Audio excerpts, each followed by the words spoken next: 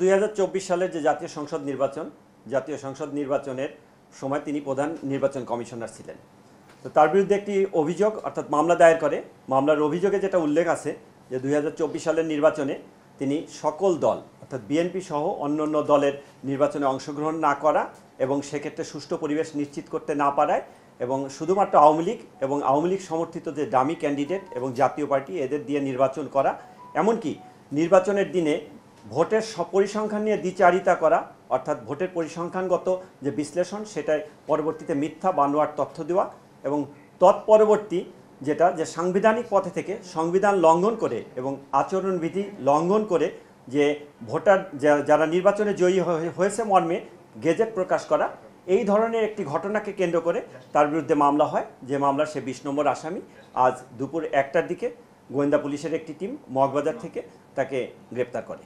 না, এটি মূলত তার বাসা না, আমাদের কাছে গোপন তথ্য ছিল। গোপন তথ্যের ভিত্তিতে তার অবস্থান আমরা জানতে পারি যে মগবাজারে আছে। তৎপ্রেক্ষিতে আমরা সেখানে নজরদারি রাখি। নজরদারির এক পর্যায়ে আমরা যখন জানতে পারি তার অবস্থান সম্পর্কে নিশ্চিত হই, তখনই সেখান থেকে আমরা তাকে আমাদের হেফাজতে নিই। মাঠের অলরাউন্ডার আমি, আর ঘরের allrounder Tylox. Tylox toilet cleaner, clean মানেই টাইলক্স। গত যেদিন আর কি এই সংক্রান্তে একটা নিউজ আসে, ওদিনেও আমাদের অভিযান অব্যাহত ছিল, আমাদের তথ্য ছিল, আমরা অভিযান পরিচালনা করেছিলাম।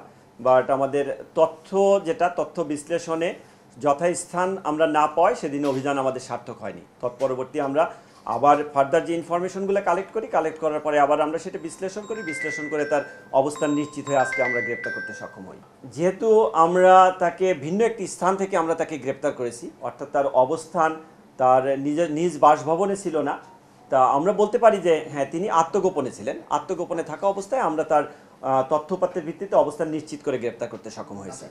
মূলত যেহেতু মামলা হয়েছে, মামলায় এখানে অভিযুক্ত হিসাবে যাদের নাম এসেছে তাদের সকলের ব্যাপারেই আমাদের গোয়েন্দা তৎপরতা আছে। তাদের ব্যাপারে আমরা কার্যক্রম অব্যাহত রেখেছি।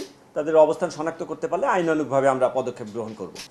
প্রাথমিক অবস্থায় আমরা যেখান থেকে এনেছি, আমরা আনার ক্ষেত্রে আমরা মূলত যেটা দেখি, এখানে আমরা গোয়েন্দা পুলিশ যে কার্যক্রমটা করি নাম্বার ভিত্তিক, মোবাইল নাম্বারের উপর ভিত্তি করে আমরা মূল কাজটা করি। তা আমাদের মূল উদ্দেশ্য ছিল টার্গেটকে আইডেন্টিফাই করা এবং তাকে আমাদের হেফাজতে আনা। তা অবস্থানগত দিকটা আমাদের বিশ্লেষণে আছে। বিশ্লেষণ পরবর্তীতে আমরা এটা আবার নিশ্চিত করতে পারবো যে বাসাটি কার। আমরা বললাম তো, এই মামলায় যারা এজাহারভুক্ত আসামি আছে সকলের ব্যাপারেই আমরা গোয়েন্দা তৎপরতা রেখেছি, আমরা আমাদের নজরদারি রেখেছি, আমাদের কার্যক্রম অব্যাহত আছে।